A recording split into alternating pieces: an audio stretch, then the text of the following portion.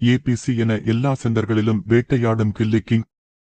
Action அதிரடியும் comedy கதைகளையுமாக variety விருந்து வைக்கும் விஜயின் டிட்பிட்ஸ் முதல் 4-5 படங்களுக்குப் பிறகு விஜயகாந்தோடு நடித்த செந்தூர பாண்டி விஜயை பட்டி தொட்டி எங்கும் கொண்டு போய்ச் சேர்த்தது. அதை மிகவும் பெருந்தன்மையோடு இப்பவும் ஒப்புக்கொள்வார் விஜய். பின்னணிப் பாடகராக தேவா படத்தில் பாட ஆரம்பித்த விஜய் 2005இல் சச்சின் வரை 23 பாடல்களை பாடியிருக்கிறார். ஏனோ இப்போது பாடுவதை தவிர்த்து புதிய பாடகர்களை உற்சாகப்படுத்துகிறார். விஜய்க்கு திருமணம் ஆனவுடனேயே அவரது காஸ்டியூம் டிசைனராக மாறிவிட்டார் மனைவி சங்கீதா. இன்றைக்கு வரைக்கும் அவர் தேர்ந்தெடுத்து தருகிற டிரெஸ்களை மட்டுமே அணிகிறார் விஜய். இந்த காஸ்டியூம் டிசைன் சினிமா வரைக்கும் போகிற வாய்ப்பு இருக்கிறது. வந்தால் திடீரென்று நினைவு நண்பர்களோடு காரில் வந்து ஆசையாக லயோலா கல்லூரி வகுப்பு பெஞ்சில் உட்கார்ந்து விட்டுச் செல்கிறார் விஜய். அன்றைக்கு மாணவர்களோடு உட்கார்ந்து கலகலப்பாக உரையாடும் விஜயை நீங்கள் இதற்கு முன் கண்டிருக்க மாட்டீர்கள். ஜூன் 22 பிறந்த நாளன்று எங்கே இருந்தாலும் ஓடி வந்து தாயின் அருகில் இருக்கவே விரும்புவார். வெளிநாட்டில் இருந்தாலும் அங்கிருந்து கிளம்பி வந்து அன்று முழுவதும் அம்மா பக்கமே இருக்கிற அம்மா பிள்ளை விஜய்.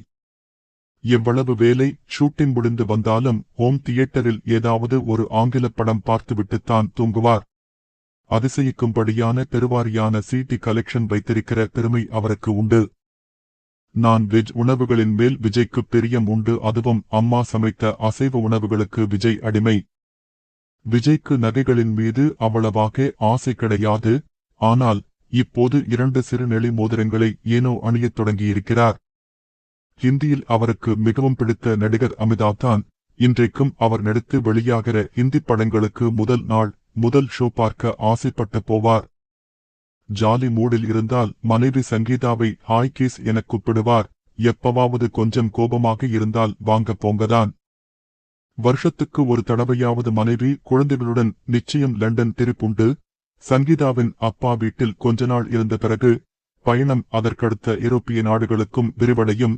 எந்த நாட்டுக்கு எந்த இடமென்று டிசைட் பண்ணுவது பையன் சஞ்சய்தான். நகரில் சூர்யாவின் அடுத்த வீட்டுக்காரராக இருக்கிற டைரக்டர் பாரதராஜா கொட்டிவாக்கத்தில் விஜய்க்கு பக்கத்து வீட்டுக்காரராக இருக்கிறார். விளையாடுவதற்கு மிகவும் பிரியப்படுவார்.